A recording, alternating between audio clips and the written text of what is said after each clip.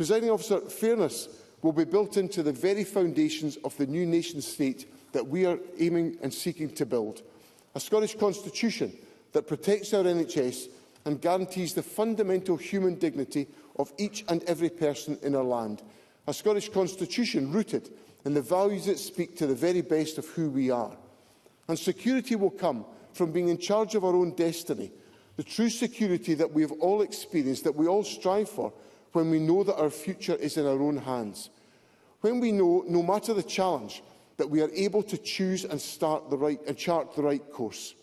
Security also from a renewed partnership with our neighbours in the European Union, a true partnership of equals with 27 other nations, friends and peers.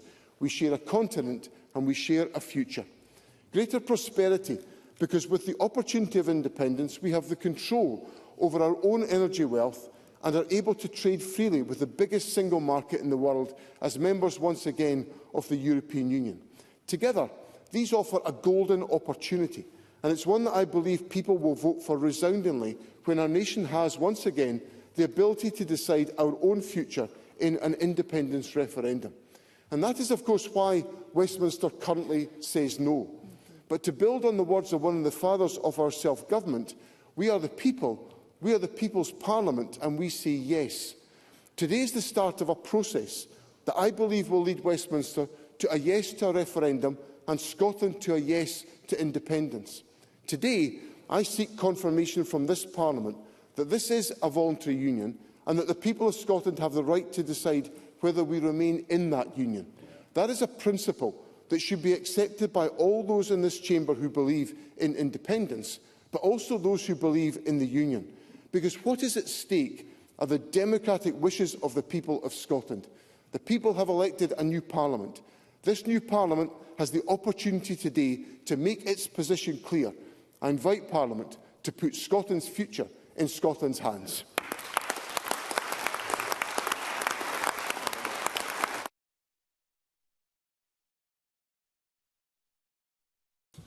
Please vote now.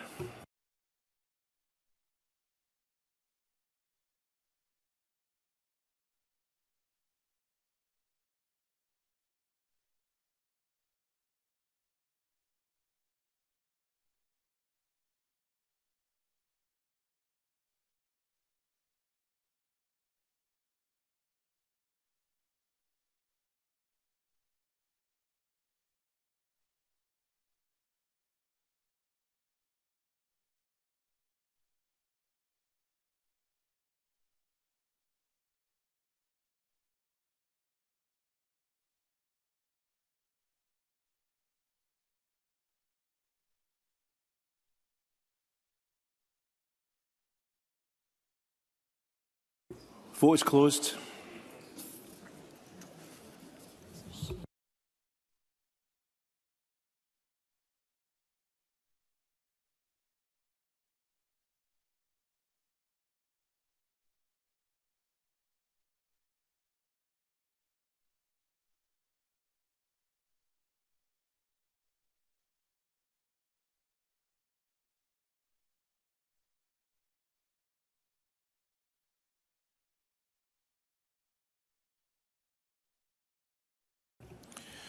The result of vote on motion 105 in the name of John Swinney as amended is yes 72, no 55.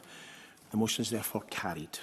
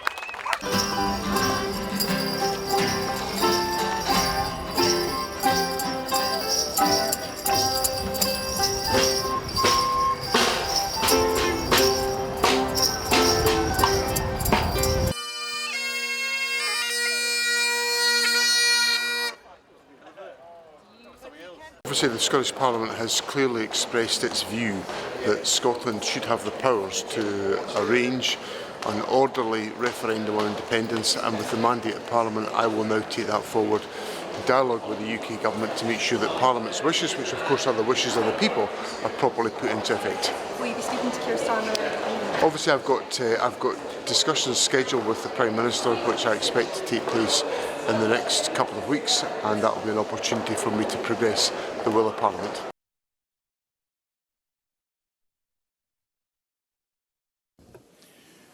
Colleagues, in this round of voting in the selection for the Parliament's nominees First Minister, the number of votes cast for each candidate is as follows: Gillian Mackay, 15, Malcolm Offord, 17, Anna Sarwar, 17, John Swinney, 56.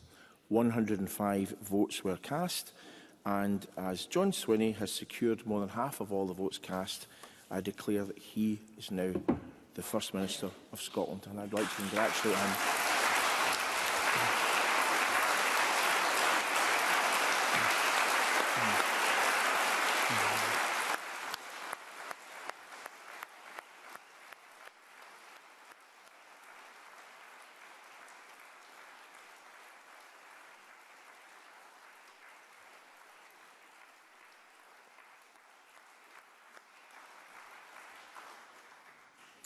I would like to congratulate the First Minister on his election, and I now call on each of the party leaders to respond. Mr Anna Sarwar. Thank you, Presiding Officer. On behalf of the Scottish Labour Party, I congratulate John Swinney on his election as First Minister. I wish him well in office and do so sincerely. To serve as First Minister is a great privilege, but also a profound responsibility. And to hold that office at a time of such uncertainty brings to the role an added weight and an added responsibility. And we must all collectively in this Parliament rise to the challenges facing this new session of our Parliament. And to meet the challenges before us, we will need a new spirit of unity and cooperation where we agree, not just to shout louder when we disagree.